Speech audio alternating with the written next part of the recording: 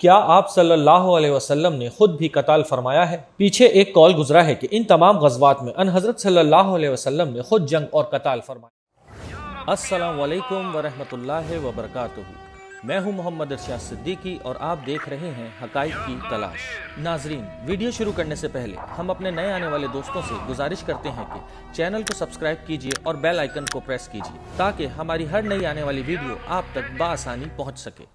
کیا آپ صلی اللہ علیہ وسلم نے خود بھی قتال فرمایا ہے؟ پیچھے ایک قول گزرا ہے کہ ان تمام غزوات میں ان حضرت صلی اللہ علیہ وسلم نے خود جنگ اور قتال فرمایا ہے۔ اس کی تائید بظاہر بعض صحابہ کی اس روایت سے ہوتی ہے کہ ہم جب بھی کسی مشرک دستے سے دو چار ہوتے یا کوئی دستہ ہمارے مقابلے پر آ جاتا تو سب سے پہلے ضرب لگانے والے ان حضرت صلی اللہ علیہ وسلم ہوتے تھے، مگر اس روایت کے جواب میں کہا جاتا ہے کہ اس میں ضرب لگانے سے مراد لڑنا نہیں ہے بلکہ آگے بڑھنا اور مسافت طے کرنا ہے، کیونکہ عربی میں مسافت طے کرنے اور چلنے کے لیے بھی ضرب کا لفظ استعمال ہوتا ہے۔ لہٰذا اس روایت کا مطلب یہ ہے کہ ایسے موقع پر سب سے پہلے پیش قدمی فرمانے والے یا سفر فرمانے والے ان حضرت صلی اللہ علیہ وسلم ہوا کرتے تھے۔ چنانچہ حضرت علی رضی اللہ تعالیٰ عنہ کی ایک روایت سے بھی اس بات کی تائید ہوتی ہے کہ غزوہ بدر کے موقع پر ہم مشرکوں سے حفاظت کے لیے ان حضرت صلی اللہ علیہ وسلم کو آگے کر لیا کرتے تھے، کیونکہ آپ صلی اللہ علیہ وسلم سب سے زیادہ بہادر اور دلیر انسان تھے۔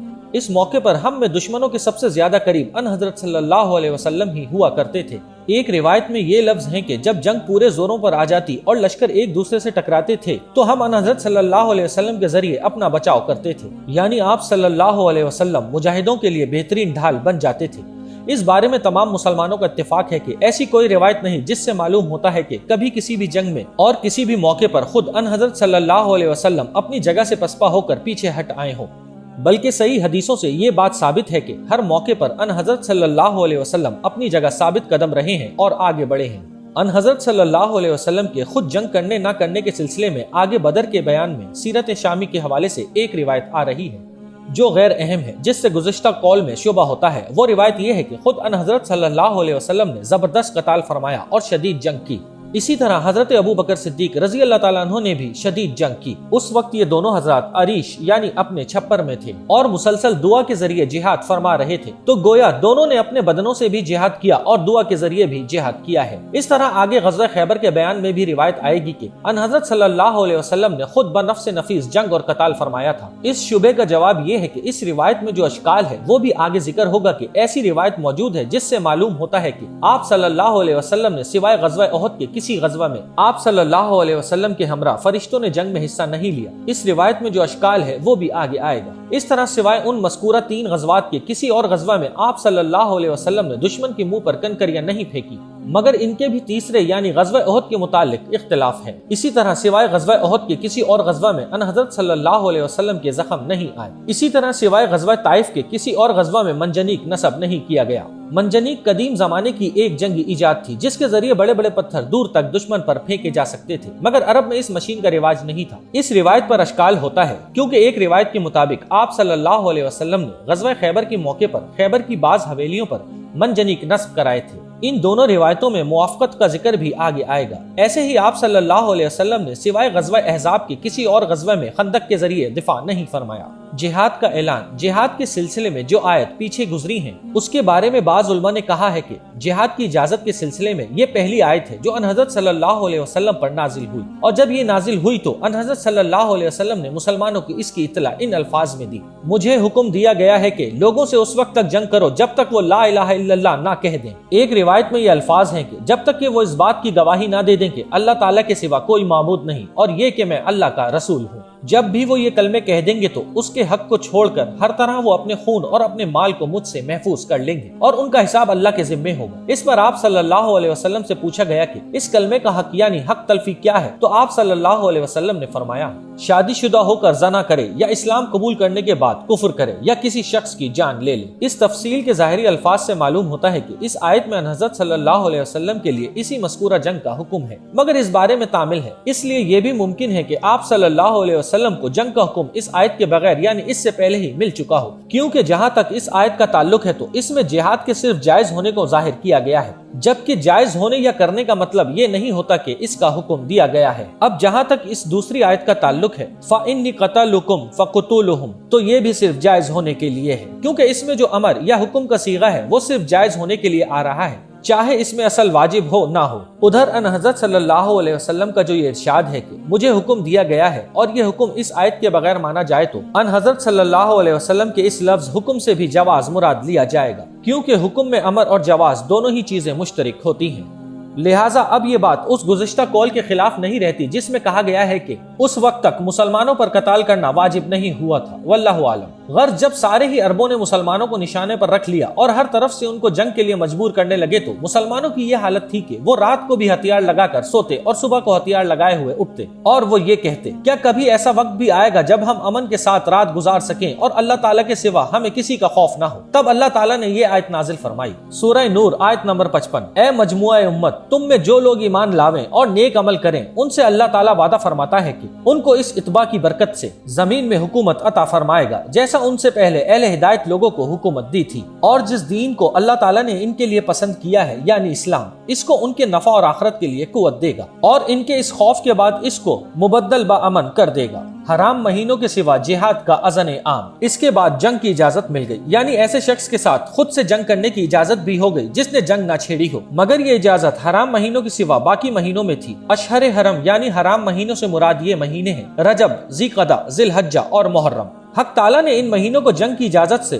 مستثنی فرما دیا۔ اس بارے میں اللہ تعالیٰ کا یہ ارشاد ہے، سورہ توبہ آیت نمبر 5، اور ان مشرکین سے سب سے لڑنا جیسا کہ وہ تم سب سے لڑتے ہیں۔ مراد یہ ہے کہ کسی بھی زمانے میں ان سے جنگ کرو۔ اب اس سے معلوم ہوا کہ جہاد ہجرت کے پہلے کے پورے زمانے میں اور ہجرت کے بعد سفر 2 ہجری تک حرام تھا، کیونکہ اس پورے عرصے میں آپ صلی اللہ علیہ وسلم کو صرف تبلیغ اور بغیر جنگ کے ڈرانے کا حکم تھا، جیسا کہ آپ صلی اللہ علیہ وسلم کو 70 کے قریب آیتوں میں اس سے روکا گیا ہے۔ اس کے بعد آپ صلی اللہ علیہ وسلم کو جہاد کی اجازت حاصل ہو گئی، یعنی ان لوگوں سے جنگ کرنے کی اجازت مل گئی جو مسلمانوں سے جنگ کریں۔ پھر اس کے بعد ایسے شخص سے بھی جنگ کرنے کی اجازت مل گئی جس نے خود سے ابتدا نہ کی ہو، مگر اس شرط کے ساتھ کہ حرام مہینوں میں سے کوئی مہینہ نہ ہو، اور پھر متقلن بلا کسی قید کے جہاد کرنے کا حکم ہو گیا، یعنی اس میں نہ یہ قید تھی کہ اسی شخص کے ساتھ جنگ کی جائے جس نے خود سے پہل کی ہو، اور نہ اشہر حرام کی قید تھی، یعنی اس کے ساتھ بھی جس نے خود سے پہل کی ہو اور اس کے ساتھ بھی جس نے خود سے پہل نہ کی ہو، اور ہر زمانے میں چاہے وہ حرام مہینے ہو یا نہ ہو۔ اب گویا جہاد کے حکم کی 2 حالتیں ہو گئی، ایک پہلی حالت جس میں جہاد کی اجازت قید کے ساتھ تھی، اور دوسری حالت جو بلا قید تھی۔ اس بارے میں علامہ اثنوی کے الفاظ یہ ہیں،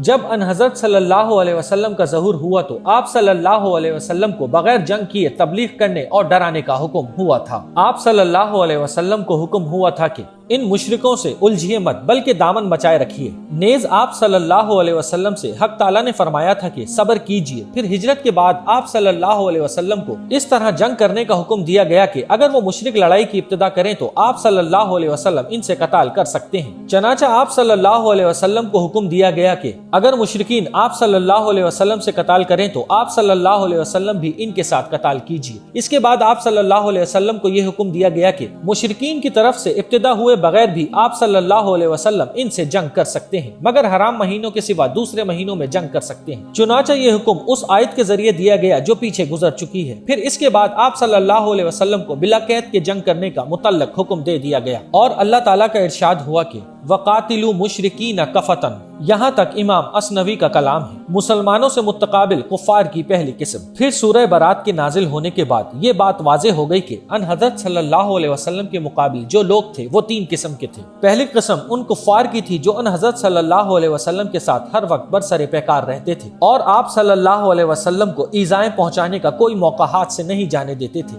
یہ جنگ باز اگر اپنے وطنوں میں ہو تو ہر سال 1 مرتبہ اس طرح ان سے جنگ کرنا ضروری ہے کہ کچھ لوگ جنگ میں شریک ہو جائیں تو سب کی طرف سے کافی ہو جائیں گے، یعنی اس صورت میں صرف چند آدمی جنگ کر کے اگر حکم پورا کر دیں تو کافی ہے۔ جیسے کعبے کی تعمیر اور اس کو ہر وقت آباد رکھنے کا حکم ہے کہ کچھ لوگ بھی کر لیں تو سب کی طرف سے فرض پورا ہو جائے گا، اسی کو فرض کفایہ کہتے ہیں، جیسے نماز جنازہ ہے۔ اس بات کی دلیل حق تعالیٰ کے اس ارشاد سے نکلتی ہے، سورہ توبہ آیت نمبر 122۔ ترجمہ، سو ایسا کیوں نہ کیا جائے کہ ان کی ہر بڑی جماعت میں سے ایک ایک چھوٹی جماعت جہاد میں جایا کرے۔ ایک قول ہے کہ ایسے لوگوں سے جنگ کرنا فرض کفایہ نہیں بلکہ فرض عین تھا، چنانچہ اسی وجہ سے ان 3 صحابہ کا واقعہ پیش آیا تھا جو غزوہ تبوک میں شریک نہیں ہوئے تھے، یعنی ان سے باس پرس کی گئی۔ یہ بات جواب کی محتاج ہے ایک कौल है कि उस वक्त जिहाद अंसारियों के लिए फर्ज कफाया था और महाजिरीन के हक में फर्ज ऐन था। दूसरी किस्म में वो लोग आते हैं जिनसे बगैर जजिया के मुसलमानों का मुआहिदा था, यानी उनको अमन देने के मुआवजे में इनसे कोई टैक्स नहीं लिया जाता था। यानी उन लोगों के साथ अन हज़रत सल्लल्लाहु अलैहि वसल्लम ने मुसालिहत फरमाई